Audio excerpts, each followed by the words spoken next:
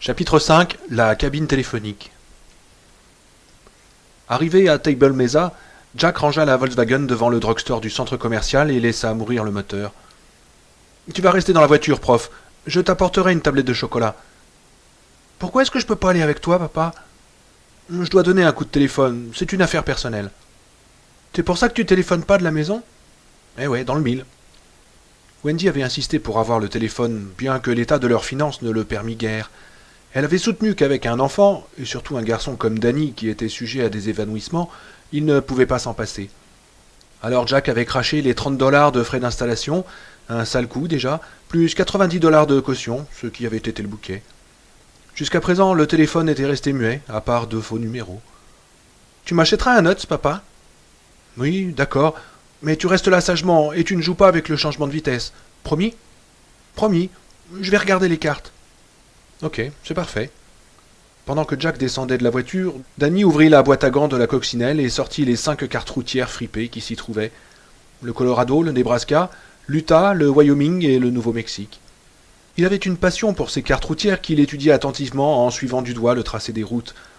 En ce qui le concernait, l'acquisition de ces nouvelles cartes était ce que ce départ dans l'Ouest avait apporté de plus positif. Jack se présenta au comptoir du drugstore, acheta le Nuts, le journal et le dernier numéro de l'Écho des écrivains. Il donna un billet de $5 à la caissière et demanda qu'on lui rende la monnaie en jetons de téléphone. La main pleine de mitraille, il se dirigea vers la cabine téléphonique, située à côté de la machine à découper les clés, et se faufila à l'intérieur. D'ici, il pouvait encore voir Danny, malgré les 3 surfaces vitrées qui les séparaient.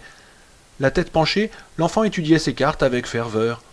Une vague de tendresse pour son fils submergea son cœur, mais rien dans l'expression dure et sévère de son visage ne laissait supposer qu'il éprouvait un tel sentiment. Sans doute aurait-il pu donner ce coup de téléphone de politesse depuis la maison, car il n'avait aucunement l'intention de dire quoi que ce soit que Wendy ne pût entendre. Mais il avait sa fierté, et puisque cette fierté était, mis à part sa femme, son fils, $600 dans un compte courant et une vieille Volkswagen de 68, tout ce qu'il possédait au monde, il en était venu à se laisser presque toujours guider par elle. Elle était en fait la seule chose qui lui appartenait en propre. Même le compte courant était à eux deux. Dire qu'il y avait à peine un an, il était encore professeur dans un des meilleurs collèges privés de toute la Nouvelle-Angleterre. Il avait eu des amis, pas les mêmes peut-être que ceux qu'il s'était fait avant de renoncer à l'alcool, mais des gens avec lesquels il pouvait se distraire, des collègues qui admiraient ses dons de pédagogue et sa vocation d'écrivain. Tout allait si bien il y avait à peine 6 mois. Wendy et lui avaient découvert qu'au bout de chaque quinzaine, avant de toucher la paye, il leur restait toujours un peu d'argent, de quoi ouvrir un petit compte d'épargne. Par contre, du temps où ils buvaient, il ne leur était jamais resté un seul centime, même quand c'était Al Shockley qui payait la tournée.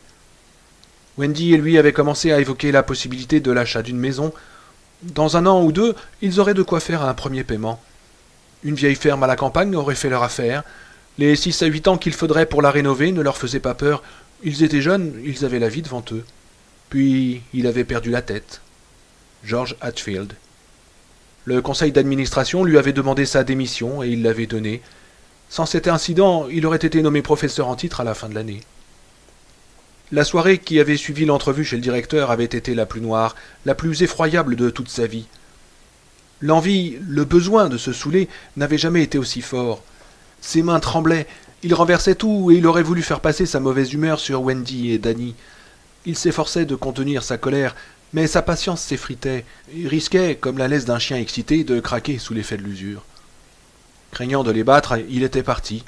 Il avait fini par s'arrêter devant un bar, mais il n'y était pas rentré, sachant qu'il n'en fallait pas plus pour décider Wendy à le quitter, en emmenant Danny avec elle. Et à partir de ce jour-là, il serait un homme fini, il le savait. Au lieu d'entrer dans le bar, où de vagues ombres s'agitaient, goûtant aux eaux de l'été, il était allé chez Al Shockley. Le vote du conseil avait été de 6 contre 1, et c'était Al qui avait voté contre son renvoi. Il demanda l'inter, et on l'informa qu'il pouvait parler avec Al, à 2000 miles de là, à l'autre bout de l'Amérique, pendant 3 minutes, pour $1,85. Al était le fils d'Arthur Langley Shockley, le baron de l'acier.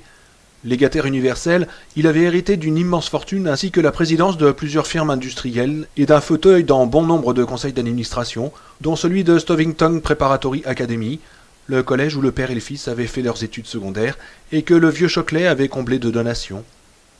Jack et Al étaient devenus amis grâce à une particularité qui faisait d'eux des alliés naturels. Dans toutes les réunions de professeurs, dans toutes les soirées mondaines, ils étaient de tous les invités les plus saouls. Shockley était séparé de sa femme, et le mariage de Jack glissait vers la rupture, bien qu'il aimât encore Wendy et lui eût promis, chaque fois avec la meilleure foi du monde, de s'amender pour elle et pour le bébé d'Annie. Quand les cocktails chez les collègues avaient pris fin, Al et Jack s'en allaient faire la tournée des bars, jusqu'à leur fermeture, et achevaient la soirée dans la voiture au bout de quelques chemins perdus, où ils liquidaient tranquillement un carton de bière déniché dans une petite épicerie. Au petit matin, quand l'aube se glissait dans le ciel, Jack regagnait leur maison et trouvait Wendy et le bébé endormis sur le canapé du salon. Danny tournait toujours vers sa mère, un poing recroquevillé sous son menton. Il se sentait gagné par un tel dégoût de lui-même, une telle amertume lui emplissait la bouche, plus âcre encore que l'arrière-goût des cigarettes et des martinis, Al les appelait les martiens, qu'il se mettait à peser le plus sérieusement du monde les mérites relatifs du fusil, de la corde ou de la lame de rasoir. Si c'était un jour de semaine, il dormait 3 heures, se levait, s'habillait, croquait 4 cachets d'aspirine vitaminée, et encore sous s'en allait faire son cours de 9 heures sur les poèmes américains. « Salut les gars, revoici l'étonnant Monsieur Torrance, qui, malgré son état d'ébriété flagrant, s'apprête à vous régaler avec l'histoire rocambolesque de l'épouse de Longfellow et de sa mort dans le célèbre incendie de Boston. » Il n'avait pas voulu admettre qu'il était alcoolique, se disait-il, tout en écoutant sonner le téléphone d'Al. Combien de cours avait-il séché? Combien d'autres avait-il fait sans s'être rasé, puant encore le martien? Mais il avait cru pouvoir s'arrêter quand il le voudrait. Combien de nuits Wendy et lui avaient-ils fait chambre à part? Ça va très bien, tu sais. Le pare-choc embouti, bien sûr, je peux conduire. Et Wendy qui s'enfermait toujours dans la salle de bain pour pleurer. Quand dans une soirée on servait de l'alcool ou même du vin, ses collègues avaient commencé à l'observer et à la dérober. Petit à petit, il s'était rendu compte qu'on parlait de lui. Il ne sortait plus de sa machine à écrire que des feuilles de papier blanche qu'il froissait en boule et envoyait au panier. Au début, Stovington pouvait se féliciter d'avoir su attirer le jeune Jack Torrance, un garçon qui allait peut-être devenir un écrivain important et qui en tout cas était éminemment qualifié pour initier les adolescents à ce grand mystère, l'art d'écrire. Il avait déjà publié 24 nouvelles. Il travaillait sur une pièce de théâtre et il y avait peut-être un roman qui mijotait dans l'arrière-boutique. Mais maintenant, il n'écrivait plus et son enseignement était devenu inégal. Et finalement, ce qui devait arriver est arrivé. Ça s'était passé un soir, quelques semaines après que Jack eut cassé le bras de son fils. C'était ce soir-là, lui semblait-il, que son mariage avait pris fin. Il ne lui restait plus qu'à attendre que Wendy fît preuve d'un peu de volonté. Si sa mère n'avait pas été une telle garce, il savait que Wendy aurait pris le premier bus pour le New Hampshire, dès que Danny eût été en état de voyager. C'était fini entre eux. Il était minuit. Jack et Al entraient d'Amber par la Nationale 31. Al, au volant de sa Jaguar, s'amusait à rétrograder les vitesses en virtuose dans les virages, mordant de temps à autre sur la ligne continue. Ils étaient tous deux complètement ivres. Les Martiens avaient atterri en force ce soir-là. Ils arrivaient à 100 km/h sur le dernier virage avant le pont, quand brusquement ils aperçurent un vélo d'enfant au milieu de la route, à quelques mètres devant eux. Il y eut un coup de frein brutal, le crissement aigu des pneus s'effilochant sur l'asphalte, puis un bruit de ferraille quand, à 60 km/h, ils emboutirent de plein fouet le vélo. Projeté en l'air, il alla heurter d'abord le capot, fracassant le pare-brise, dont le verre sécurite se voila de craquelure devant les yeux exorbités de Jack, puis rebondit comme un oiseau désarticulé pour s'écraser enfin derrière eux avec un terrible fracas. Les roues passèrent sur quelque chose avec un bruit sourd, et la Jaguar dérapa en travers de la route sans que Al, qui jouait désespérément du volant, pût l'en empêcher. « Nom de Dieu !» s'écria-t-il d'une voix qui semblait venue d'ailleurs. « Nous l'avons écrasé. Je l'ai bien senti. » La sonnerie du téléphone d'Al lui tintait toujours à l'oreille. « Allons, Al, fais-moi le plaisir d'être chez toi. Je voudrais tant me débarrasser de cette corvée. » Toute fumante, la voiture s'était enfin arrêtée à quelques centimètres d'une des piles du pont. 2 de ses pneus avaient éclaté, traçant de grands arcs de caoutchouc brûlés sur plus de 40 mètres. Jack et Al s'étaient regardés un instant, puis ils étaient descendus de voiture, se dirigeant vers l'arrière. Ils s'étaient enfoncés dans la nuit. Le vélo était complètement démoli. Il avait perdu une roue que Al, se retournant, avait repérée au milieu de la route. Ses rayons tordus, dressés en l'air, ressemblaient aux cordes entortillées d'un piano éventré. Al avait hésité un instant, puis avait dit « C'est sur ça qu'on est passé, Jackie Boy. »« Mais alors, où se trouve le gosse ?»« Quel gosse ?» Jack, fronçant les sourcils, avait essayé de se rappeler. Tout était arrivé si vite. Dès qu'ils avaient amorcé le virage, le vélo avait surgi de l'obscurité, pris dans les phares de la Jaguar. Al avait crié quelque chose, il y avait eu le choc, puis le long dérapage. Tout cela n'avait pas pris plus que quelques secondes. Ils avaient rangé le vélo au bord de la route, puis Hal avait allumé les feux de détresse de la Jaguar. À l'aide d'une puissante torche électrique à 4 piles, ils avaient passé les bas-côtés de la route au peigne fin pendant 2 heures, sans rien trouver. À 2h15, dégrisés mais écœurés, ils avaient abandonné leurs recherches et avaient regagné la Jaguar.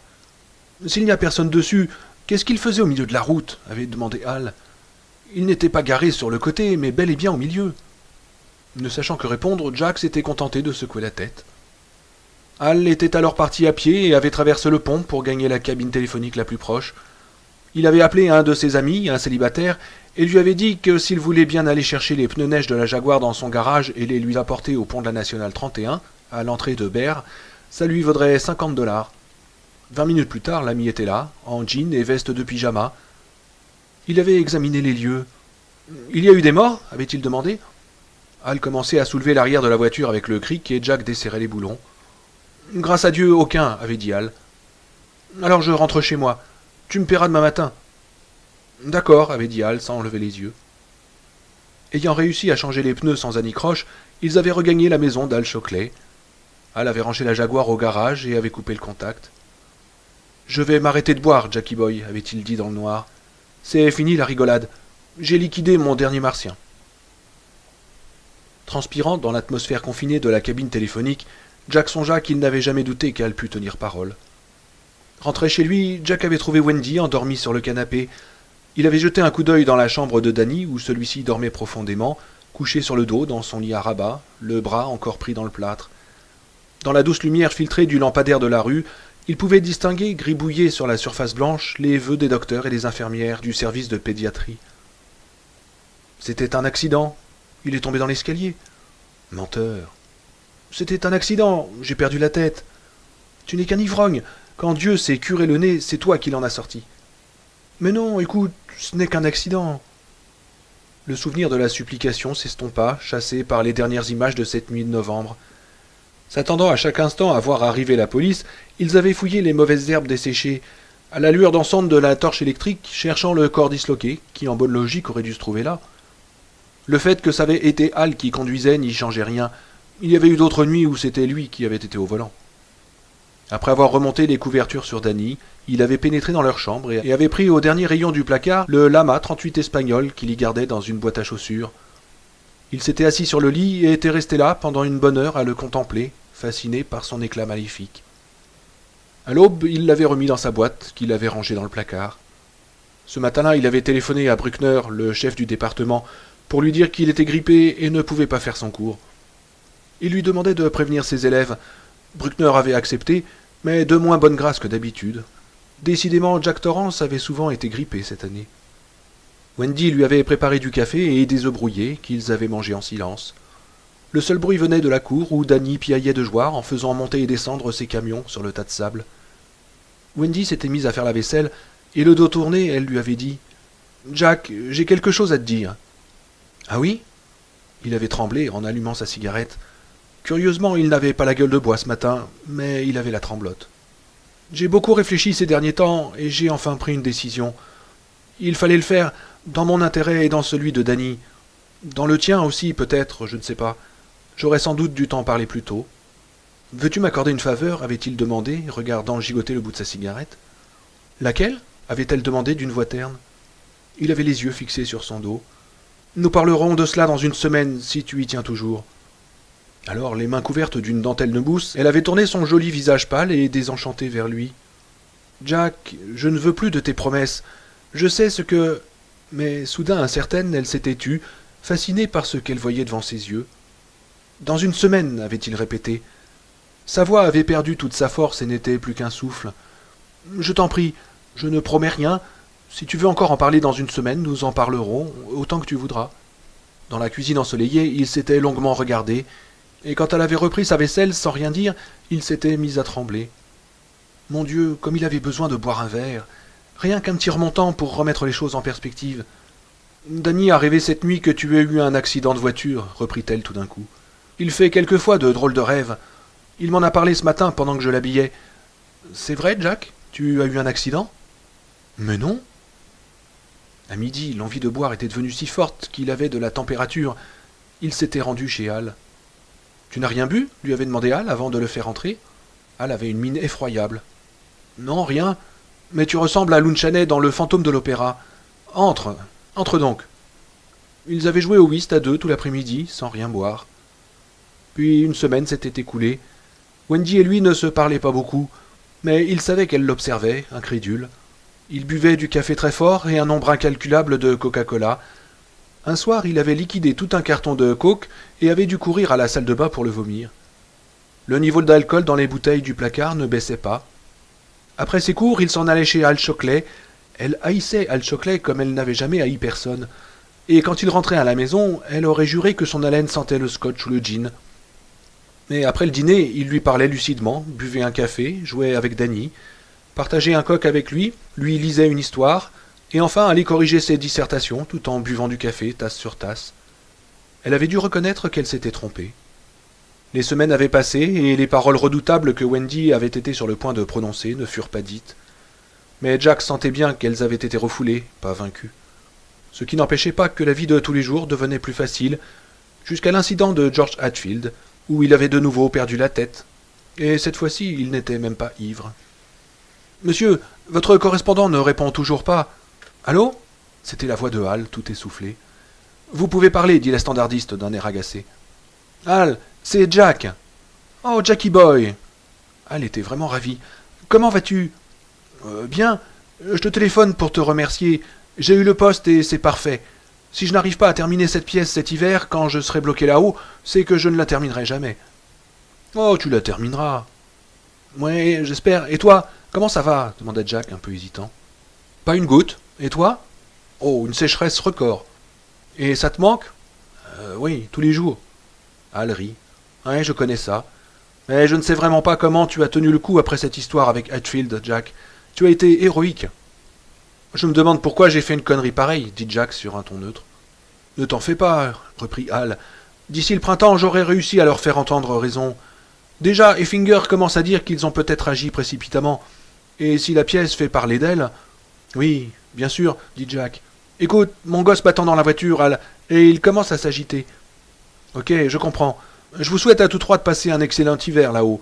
J'ai été heureux de te rendre service. Merci encore, Hal. Jack raccrocha, retourna à la voiture et donna à Danny le nuts ramolli. « Papa ?»« Oui, prof. » Danny hésita, remarquant l'air préoccupé de son père. « Pendant que je t'attendais, là-bas, sur le trottoir, j'ai fait un mauvais rêve. Tu te souviens quand je me suis endormi ?»« Oui. » C'était inutile d'insister, papa était ailleurs, loin de lui. Il pensait encore à la vilaine chose. « J'ai rêvé que tu me faisais mal, papa. »« Et c'était quoi ton rêve, prof ?»« Oh, rien, dit Danny. Pendant qu'il quittait le parking, il remit les cartes dans la boîte à gants. « Mais c'est vrai ?»« Oui. » Jack lança un regard anxieux à son fils, puis se mit à réfléchir à sa pièce. Chapitre 6. Pensée nocturne. Ils avaient fait l'amour, et son homme dormait maintenant à ses côtés. Son homme. Sa semence encore chaude coulait lentement le long de ses cuisses, légèrement entr'ouvertes, et dans le noir, elle eut un sourire doux amer en pensant aux 1000 sentiments qu'évoquait l'expression « son homme ». Aucun de ces sentiments n'avait en lui-même de sens, mais pris ensemble, dans cette obscurité qui la faisait glisser vers le sommeil, ils s'harmonisaient en une musique mélancolique et captivante, comme un air de blues dans une boîte de nuit presque déserte. Le présent s'éloigna peu à peu, puis s'effaça complètement. Elle essayait de se rappeler combien de lits elle avait partagé avec l'homme étendu à ses côtés. Ils s'étaient rencontrés à l'université, et avait fait l'amour pour la première fois dans son appartement à lui, à peine 3 mois après que sa mère l'eut chassé de la maison en l'accusant d'être la cause de son divorce et en lui interdisant de revenir. Elle n'avait qu'à aller chez son père, avait-elle dit. C'était en 1970, comme le temps passait. À la fin de l'année scolaire, Jack et elle s'étaient mis ensemble. Ils avaient trouvé du travail pour l'été et décidé de garder l'appartement pour leur dernière année d'études. C'était de ce lit-là qu'elle se souvenait le mieux, un grand lit à 2 places qui s'affaissait au milieu. Quand il faisait l'amour, les grincements des ressorts rouillés battaient la mesure. À l'automne, elle avait enfin réussi à rompre avec sa mère. Jack l'y avait aidé. « Elle veut continuer à te punir, lui avait-il dit. Plus tu lui téléphones et lui cèdes en la suppliant de te pardonner, plus elle te punira en se servant de ton père. Ça lui fait du bien, Wendy, parce qu'elle peut continuer à faire croire que tout est arrivé par ta faute. Mais ça ne te fait pas de bien à toi. » Dans ce lit, ils en avaient parlé et reparlé tout au long de l'année. Assis sur le lit, émergeant d'un tas de couvertures enroulées autour de sa taille, une cigarette allumée entre les doigts, Jack l'avait regardé droit dans les yeux, de cet air mi-fâché, mi-amusé qu'il prenait lorsqu'il essayait de la convaincre.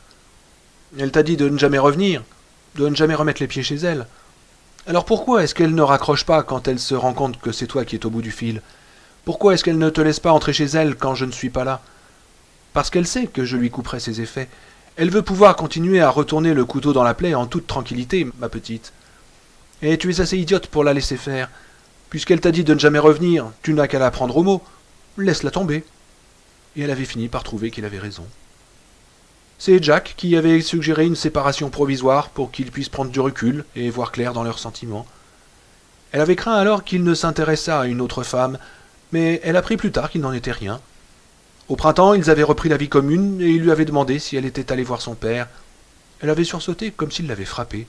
« Mais comment le sais-tu ?»« Le fantôme, c'est tout. »« Alors tu m'espionnes ?» Il avait eu ce rire condescendant qui l'avait toujours démonté. Il avait l'air de dire qu'elle n'avait pas plus de jugeote qu'une gosse de 8 ans et qu'il la comprenait mieux qu'elle ne se comprenait elle-même. « Tu avais besoin de réfléchir, lui dit-il. « Pourquoi faire ?»« Pour choisir entre nous deux, sans doute. Je crois que je suis en train de faire une demande en mariage. » Son père était venu à leur mariage, mais pas sa mère. Mais elle se rendit compte qu'elle pouvait se consoler d'avoir perdu celle-ci, puisqu'elle avait Jack. Puis il y avait eu la naissance de Danny, ce fils qu'elle adorait. Ça avait été l'année de leur plus beau jour, et c'était dans ce lit-là qu'ils avaient été le plus heureux. Après l'arrivée de Danny, Jack lui avait trouvé du travail. Il s'agissait de taper à la machine les interrogations, les examens, les programmes, les notes et les bibliographies d'une demi-douzaine de professeurs de la faculté des lettres. Ils avaient acheté leur première voiture, une Buick d'occasion, vieille de 5 ans, avec un fauteuil pour bébé incorporé au milieu du siège avant. Ils formaient un jeune couple plein d'allant et de promesses. La naissance de Danny avait entraîné une réconciliation avec sa mère. Leur rapport était resté tendu et difficile, mais du moins se parlaient-elles. Wendy allait chez sa mère sans Jack, et elle s'abstenait de lui raconter comment celle-ci réarrangeait les couches, observait d'un œil critique les préparations du biberon et guettait toujours l'apparition de rougeurs sur les petites fesses. Sa mère n'avait pas eu besoin d'accusations directes pour se faire comprendre. Le prix dont Wendy devait payer leur réconciliation, et qu'elle continuerait peut-être toujours à payer, était le sentiment d'être une mauvaise mère. En entretenant ce sentiment chez sa fille, la mère continuait de la punir. Dans leurs 4 pièces, Wendy passait ses journées à faire le ménage, à donner le biberon à Danny dans la cuisine ensoleillée, et à écouter des disques sur la vieille chaîne stéréo qu'elle avait achetée quand elle était encore au lycée. Jack rentrait à 3 heures de l'après-midi, ou à 2 heures s'il trouvait un prétexte pour sécher la dernière heure, et pendant que Danny dormait, il l'emmenait dans leur chambre et il lui faisait oublier son sentiment d'infériorité. Le soir, elle tapait pendant qu'il préparait ses cours et écrivait ses nouvelles. Parfois, quittant la chambre qui lui servait de bureau, elle découvrait sur le canapé du salon le père et le fils endormis ensemble. Jack en slip, avec Danny étendu confortablement sur sa poitrine, le pouce dans la bouche. Alors elle couchait Danny dans son berceau, lisait ce que Jack avait écrit ce soir-là, puis le réveillait pour qu'il se mît au lit. Oui, ça avait été leur meilleure année. Un jour, le soleil brillera dans la cour de ma maison. À cette époque-là, l'alcool n'était pas encore un problème. Le samedi soir, une bande de copains de la fac venait à la maison et passait la soirée à discuter, tout en vidant un carton de bière. Comme elle était étudiante en sociologie et n'avait pas fait d'études littéraires, elle ne participait guère aux discussions. D'ailleurs, elle n'éprouvait pas le besoin de s'y mêler. Installée dans son fauteuil à bascule, elle se contentait d'écouter Jack, assis par terre à la turque à côté d'elle, une bouteille dans une main, l'autre refermée autour de son mollet ou de sa cheville. La compétition à l'université de New Hampshire était sévère. Il fallait travailler dur et Jack avait trouvé le moyen, en plus, d'écrire des nouvelles. Il y consacrait au moins 1 heure tous les soirs. C'était devenu une habitude. Les réunions du samedi soir avaient une fonction thérapeutique. Elles servaient de soupape de sécurité à des pressions qui, sans cette détente, se seraient accumulées et auraient fini par exploser. Ses études terminées, il avait décroché un poste à Stovington, grâce surtout à ses nouvelles, dont 4 avaient été déjà publiées. La revue Esquire en avait acheté une, et bien que ce souvenir fût vieux de 3 ans, Wendy se rappelait encore très bien le jour où il l'avait appris. Elle avait failli jeter l'enveloppe, croyant que c'était une offre d'abonnement, mais l'ayant ouverte par acquis de conscience, elle y avait trouvé une lettre d'Esquire disant que la revue souhaitait publier la nouvelle Les Trous Noirs au début de l'année suivante. On en offrait 900$ payables dès réception de son accord, sans attendre la publication. C'était plus qu'elle ne gagnait en 6 mois de travail, et abandonnant Danny sur sa chaise haute, elle avait couru au téléphone. Bouche bée, les yeux ronds et le visage barbouillé de hachis et de purée de petits pois, il l'avait regardé avec un air de stupéfaction comique. En apprenant ça, Jack avait quitté immédiatement l'université, et 45 minutes plus tard, il était arrivé dans la vieille Buick qui raclait le sol, affaissé sous le poids de 7 passagers et d'une caisse de bière. Après avoir porté un toast rituel auquel Wendy avait participé, bien que d'ordinaire elle ne touchât pas à la bière, Jack avait signé le contrat et il l'avait glissé dans l'enveloppe de retour, qu'il était allé poster lui-même dans la boîte aux lettres au bout de la rue. Au moment de rentrer dans l'appartement, il s'était arrêté un instant dans l'entrée et avait déclaré sur un ton sentencieux « Veni, vidi, vici ». On l'avait acclamé, applaudi. À 11 heures du soir, la bière épuisée, Jack et les 2 autres qui tenaient encore debout étaient partis faire la tournée des bars. Elle avait voulu l'arrêter dans le hall du rez-de-chaussée. Les 2 autres, déjà installés dans la voiture, s'étaient mis à chanter de leur voix avinée des chansons d'étudiants. Jack, accroupi, un genou par terre, essayait en vain de renouer ses lacets. « Jack, lui avait-elle dit, tu n'arrives même pas à attacher tes lacets et tu voudrais conduire ?» Il s'était mis debout et avait posé calmement ses mains sur ses épaules. « Je crois que je pourrais m'envoler vers la lune si j'en avais envie. »« Non, avait-elle répliqué, pas pour tous les esquires du monde. »« Je ne rentrerai pas tard, lui avait-il répondu.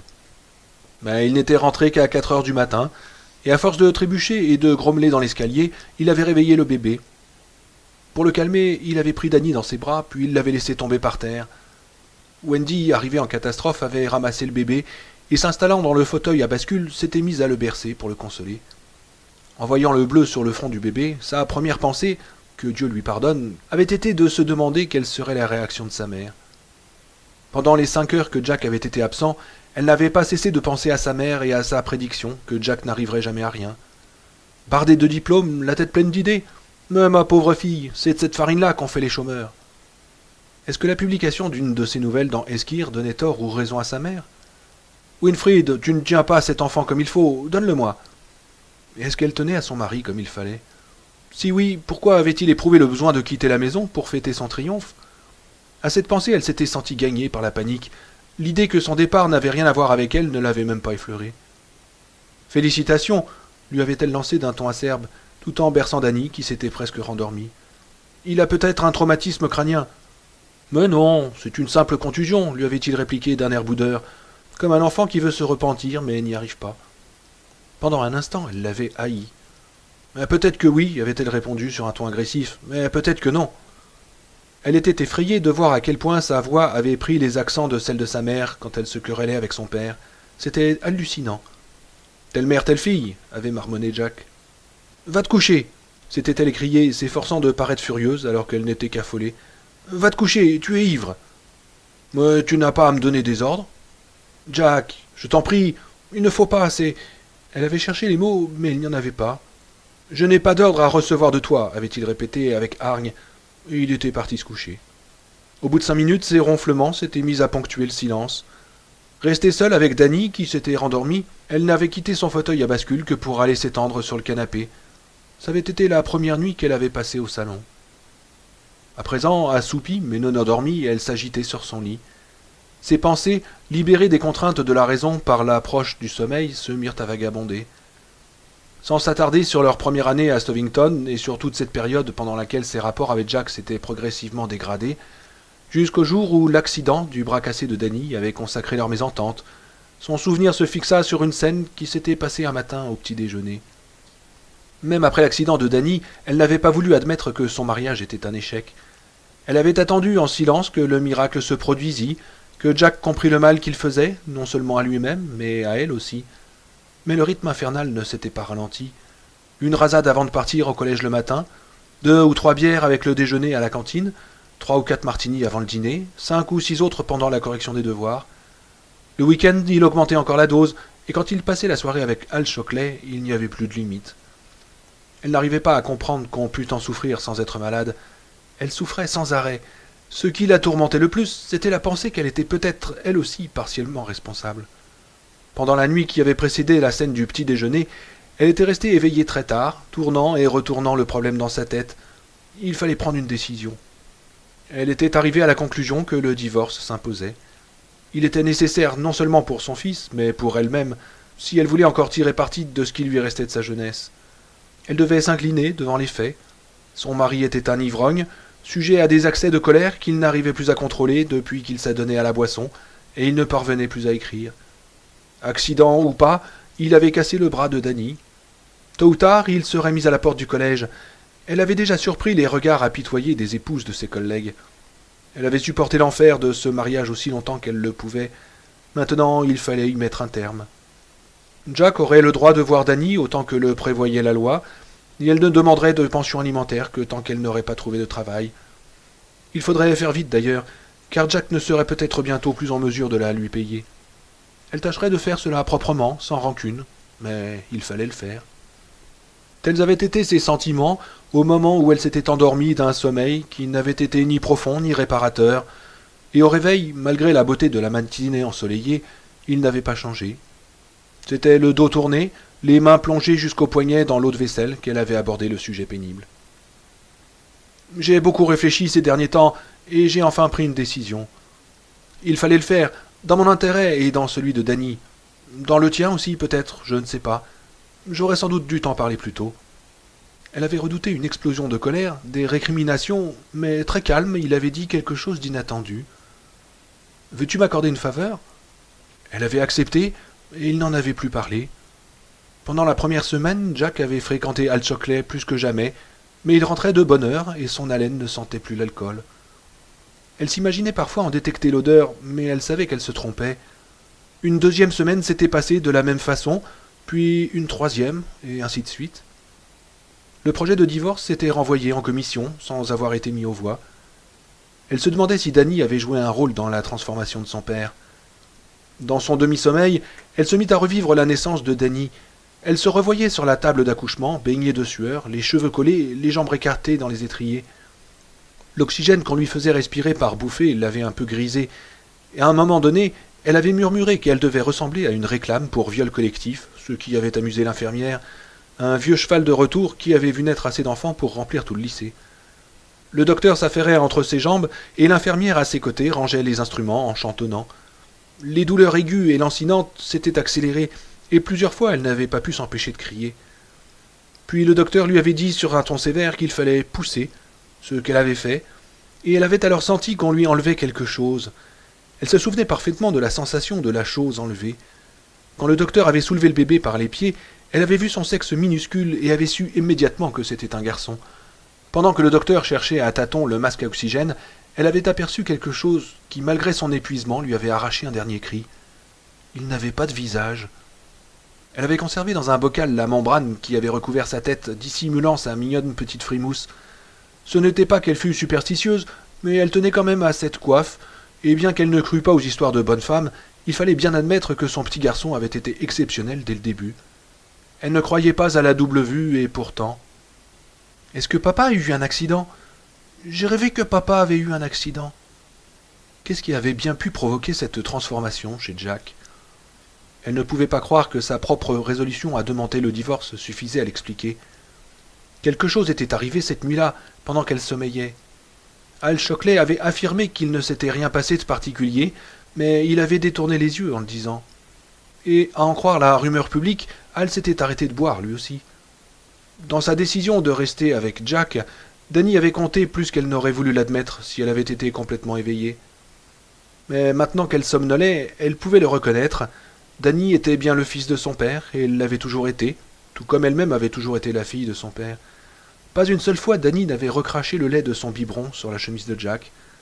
Quand, de guerre lasse, elle renonçait à lui faire terminer son repas, Jack arrivait toujours à le lui faire avaler, même lorsqu'il faisait ses dents et que, visiblement, le fait de mâcher lui faisait mal. Quand il avait mal au ventre, elle devait le bercer pendant 1 heure avant qu'il ne se calmât, alors que Jack n'avait qu'à le prendre dans ses bras et lui faire 2 fois le tour de la chambre pour qu'il s'endormît profondément, la tête appuyée contre l'épaule de son père, le pouce dans la bouche.